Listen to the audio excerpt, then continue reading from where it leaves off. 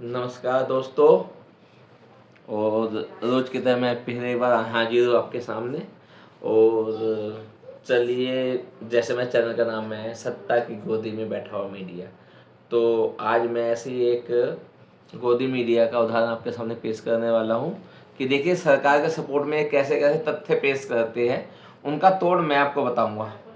ठीक है, ये जहाँ जहाँ गलत बयानी कर रहे हैं वो राइट कैसे करनी है मैं आपको बताता हूँ ये चीज़ें। ठीक है, चलिए स्टार्ट करते हैं, देखिए क्या बोलती है। जाइए, कुछ फैक्ट्स हम भी रखना चाहते हैं अपने दर्शकों के सामने, जिसके बाद मैं सीधा सोमनाथ भारती जी आपके पास आऊंगी। और वो फैक्ट्स है जिसकी चर्चा कल से हो रही है। हर देश में कहां कहां पर कितनी कीमतें बढ़ी हैं, और अगर आप देखिए तो भारत का लगभग 35 से 40% हॉर्मूज के जरिए आता है, लेकिन भारत में अभी तक तेल और डीजल की कीमतों में वृद्धि नहीं हुई है। हालांकि कमर्शियल गैस में जरूर इजाफा हुआ है, उसकी भी चर्चा होनी चाहिए। भारत में देख लीजिए, वहीं पाकिस्तान में आप देखिए कितना इजाफा हुआ है दाम प्रति लीटर इस वक्त जो है। आप हर देश का देख लीजिए, अमेरिका में भी जबरदस्त इंक्रीज है, जिसका कम वहां से तेल जाता है 30 से 35 पर। बांग्लादेश में हाल देखिए, तमाम देशों के हाल देखिए। 9 बजे के बुलेटिन में भी जो चला था वो दिखा दीजिए, उसमें परसेंटेज इंक्रीज भी था। अब काफिले में जो कटौती से कैसे बचत हो सकती है वो हम हाथ जोड़कर अपने देश के सांसदों विधायकों को बताना चाहते हैं। इस देश में कुल सांसद राज्यसभा और लोकसभा के मिलाकर होते हैं 708।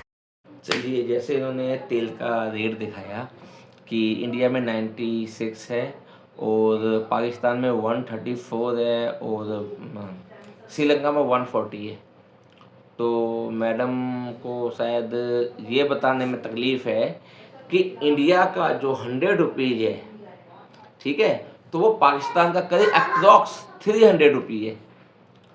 ठीक है, तो अगर वहाँ पे 134 है तो उसके अकॉर्डिंग आप इंडियन रुपये में लीजिए तो वो 50 रुपये है, अगर ये रुपये की बात कर रहे हैं तो। और श्रीलंका में 140 रुपये है, तो श्रीलंका का जो रुपया है इंडिया के अकॉर्डिंग शायद 330 या 340 के राउंड होगा, तो वहाँ पे 140 है। ठीक है, तो वहाँ पे भी कम है उस हिसाब से अगर रुपये में कर रहे हैं तो। बांग्लादेश में 109 दिखा रहे हैं, लेकिन बांग्लादेश का रुपया भी 128 रुपये बनता है इंडिया के 100 रुपये के अकॉर्डिंग। ठीक है, तो 109 है, तो इसका मतलब वो भी इंडिया के नीचे है रेट।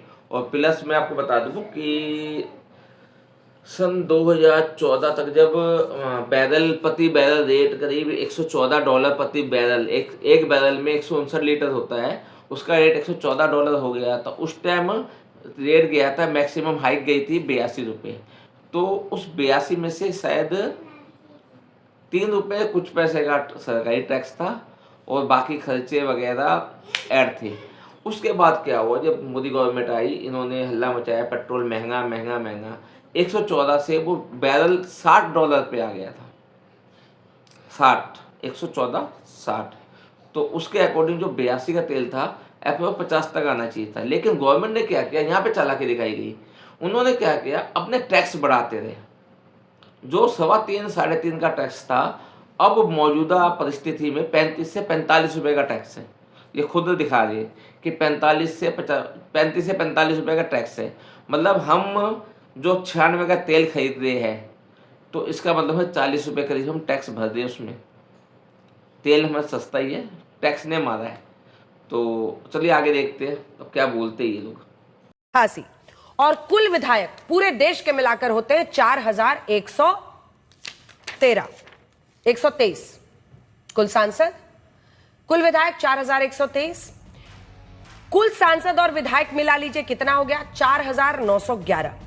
अगर रोज के लिए हम कह रहे हैं, तमाम माननीयों से विनती है हमारी, अगर रोज औसतन 50 किलोमीटर सफर में से एक गाड़ी काफिले से वो हटा लें, तो कुल दूरी 4911 इंटू 50 किलोमीटर की, यानी लगभग 2,45,550 किलोमीटर। औसतन माइलेज 15 किलोमीटर की लगा लेते हैं, औसतन 16,370 लीटर डीजल या पेट्रोल बच सकता है।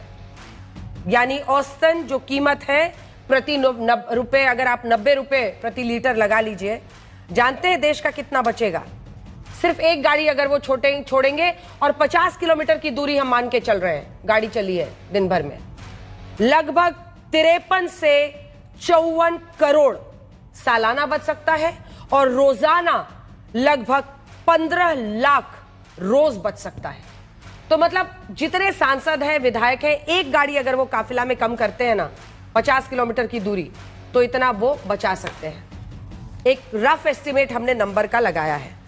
सोमनाथ भारती जी, मुझे पता है आपको भी जानवरों से और पर्यावरण से बहुत प्यार है। अगर चर्चा हो रही है कि भाई गाड़ी कम करिए, तेल ऊर्जा संकट में देश इस वक्त गुजर रहा है क्योंकि मध्य पूर्व में जंग चल रही है, तो उसमें क्या खराबी है? मतलब मोदी से लड़ाई करने से हर मुद्दे पर ही सिंह भिड़ाना है क्या? नहीं अंजना जी, आपके समय बहुत दिन बाद आए हूँ, आपका बहुत बहुत धन्यवाद जी। कि मैं तो जब से विधायक बना हूँ क्षेत्र में, उसके पहले से ही छोटी दूरियों के लिए ना साइकिल का इस्तेमाल करता हूँ और साइकिल का इस्तेमाल का प्रमोट भी करता हूँ। लेकिन मैं आपको एक छोटा सा वीडियो दिखाना चाहता हूँ जो कि बड़ा इंटरेस्टिंग है, आपके दर्शकों को बड़ा अच्छा लगेगा। देखिए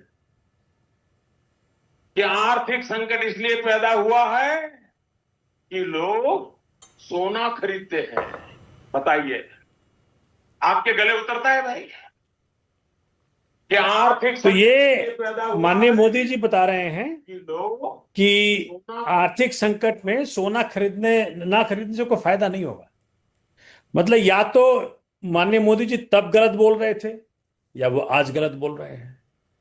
तो भाजपा को बताना चाहिए कि उस वक्त गलत बोले थे, क्या गलत बोल रहे हैं। दूसरी बड़ी बात बताता हूं, जो बता रहे थे बड़े देशों में ये हुआ वो हुआ। 7 जो माननीय मोदी जी ने स्टेप्स बताए हैं, 99% उससे मिडिल क्लास अफेक्टेड है। और ऐसा कोई और देश नहीं है जहां के इस प्रकार के रिस्ट्रिक्शन सैंक्शंस वहां के हेड ने बताया हो। रिस्ट्रिक्शन सैंक्शंस ये जो सैंक्शन हुआ कहाँ नहीं, लगा भाई? और भाई आपने कहा Sanction ना कि कहाँ भाई, लगा? देखिए अगर आपने कहा कि भाई आप घर से काम करना शुरू करें, तेल खर्च कम करें, तो आप तो सलाह ही दे रहे हैं ना, एक तरह से आर्थिक सलाह, महासंकट तो है ही। हाँ, सलाह सलाह दे रहे सैंक्शन हैं ना। बहुत अलग चीज है। और आप तो देखिए, वकील हैं। हम ये मानते हैं माननीय अंजना जी कि माननीय मोदी जब कहते हैं तो माननीय प्रधानमंत्री हैं वो, उनके शब्द को हमको लेना चाहिए सत्यता के रूप में। तीसरी बात आपसे मैं पूछ रहा हूं माननीय अंजना जी कि जब सिक्योरिटी, देखिए प्रधानमंत्री हो, राष्ट्रपति हो, गवर्नर हो, चीफ मिनिस्टर हो, ये सब पोजीशंस कॉन्स्टिट्यूशनल पोस्ट हैं, इनका एक सिक्योरिटी प्रोटोकॉल होता है। अगर आज चूंकि अगर माननीय प्रधानमंत्री जी ने 2 गाड़ियों से काम चला लिया, आपने बड़ा अच्छा उदाहरण दिया है, मैं देख रहा था, शायद परमात्मा आपको और इस प्रकार के बुद्धि दे चलाने के लिए, कि जब 10 गाड़ी से 5 गाड़ी कर लिया माननीय अमित शाह जी ने, माननीय मोदी जी तो 2 गाड़ी पे आ गए।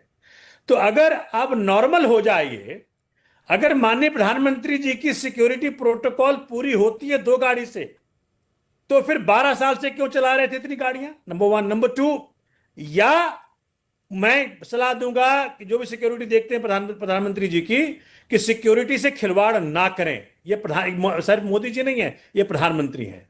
तो 2 बड़ी बातें मैंने कह दिया आप।